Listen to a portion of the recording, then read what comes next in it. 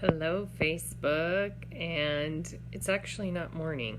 It's already afternoon at this point in time, and we are getting ready for some snow, apparently.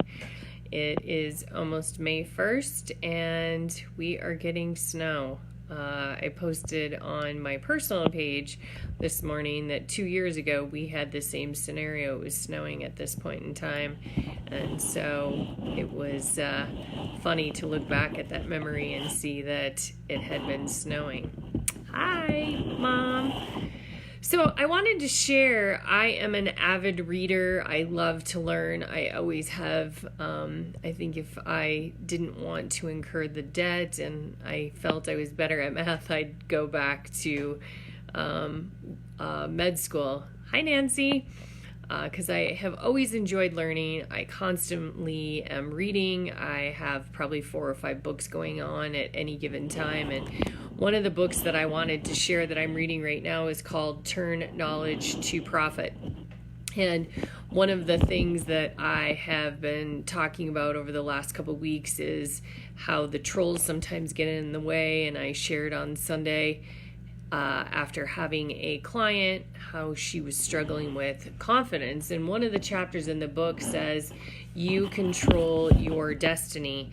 And the chapters are kind of short, but they have good little stories from different co-authors. And it kind of divides how you control your destiny. And one of the things it talks about in this chapter is actually being passionate. And if you do not have passion for what your dreams and goals are, how easy it is to actually forget about them, let the trolls, the monkey minds, life get in the way actually and stop you from doing it. Another thing it talked about is setbacks. And last week I talked a lot about setbacks and failures and how sometimes we look at those as actually a bad thing, and they're really not, because we can course correct and potentially to continue to do what we are set out to do and what our mission is and our vision is here at this point in time in our life. And a quote that I thought was really awesome in here says, 97% of the people who quit too soon are employed by 3% of the people who never gave up. And that is really so true. We're sometimes so close to having what we truly want, and unfortunately, we give up, and we give up one step too soon. I mean, we wouldn't have electricity and light bulbs if it wasn't for Thomas Edison continuing to move forward and pursue failure after failure.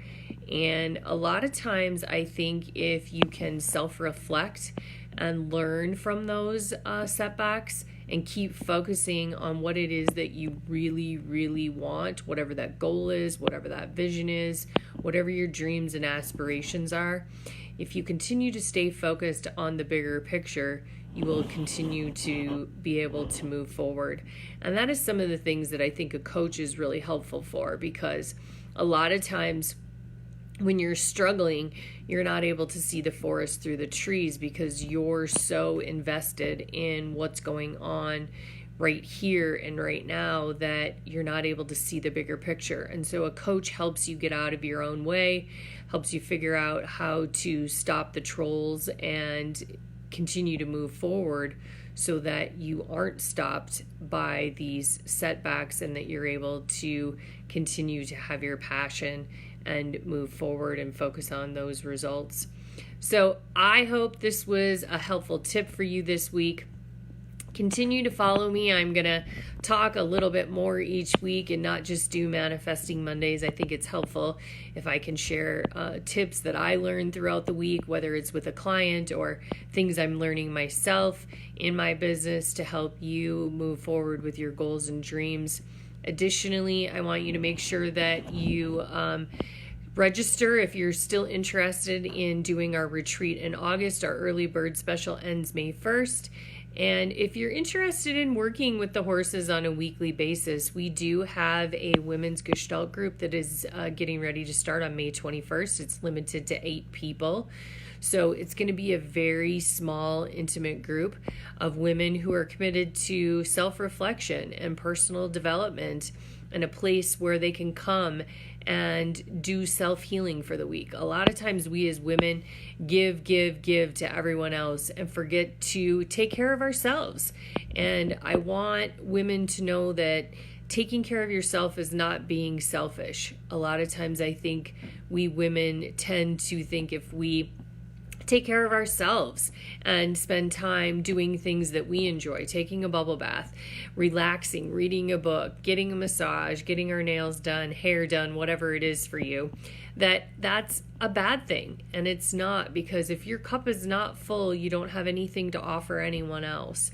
And we women tend to be depleted and be running on fumes and still think we have stuff to give, and ultimately our cup is empty.